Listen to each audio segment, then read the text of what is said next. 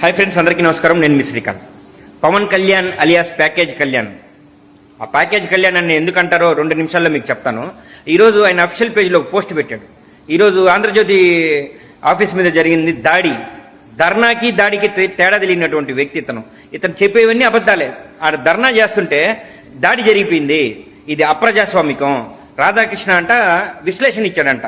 ఆ విశ్లేషణని తప్పు పడుతున్నాయంట వైఎస్ఆర్సీపీ పార్టీ శ్రేణులు, రౌడీలు ఏదేదో పెట్టుకుంటూ వచ్చాడు. పవన్ కళ్యాణ్ గారు, మీకు ఆంధ్రప్రదేశ్లో ఏం జరుగుతుంది మీ కళ్ళకు కనిపిస్తుందా? అప్రజాస్వామికమా? ఏది అప్రజాస్వామికం? నీ పార్టీ కార్యకర్తలు ఇల్లు కూలగొట్టిన తెలుగుదేశం పార్టీ, దాన్ని ప్రశ్నించవు. తెలుగుదేశం పార్టీ మీ పార్టీ కార్యకర్తలు ఇల్లులు పాల్గొట్టారే, మరి ఆ రోజు నుంచి ఎందుకు మాట్లాడలేదు ఇది అప్రజాస్వామికం అని చెప్పేసి?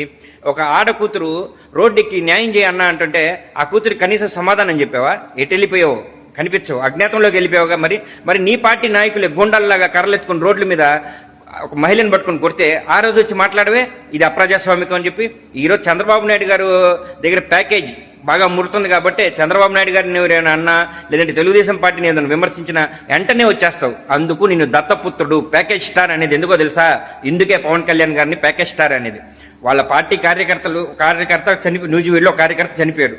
దాని మీద పాపం జనసేన పార్టీ వాళ్ళు ఇద్దరు ప్రశ్నించడం జరిగింది. వెంటనే పార్టీ నుంచి సస్పెండ్ చేసేశారు. ఎందుకంటే టీడీపీని ప్రశ్నించకూడదు. మరి టీడీపీని ప్రశ్నిస్తే వెంటనే సస్పెండ్ ఆర్డర్లు ఇష్యూ చేసేస్తారు.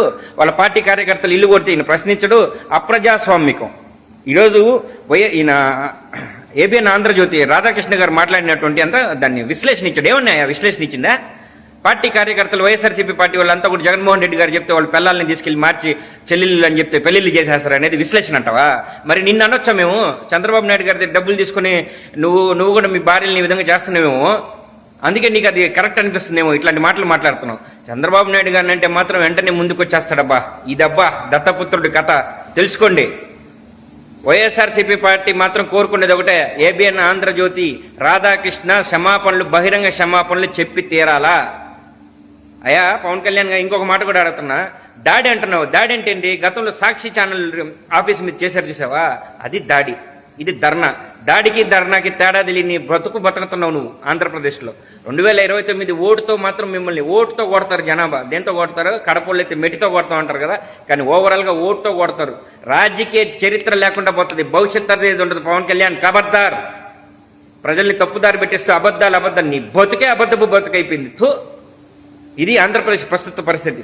ఓకే గాయస్, ఇది ఆయన్ని ప్యాకేజ్ స్టార్, దత్తపుత్రుడు అని ఎందుకంటారు అనేది 2 నిమిషాలు మీకు చెప్పాను. Okay, thank you guys. జై జగన్, జై వైఎస్ఆర్సీపీ.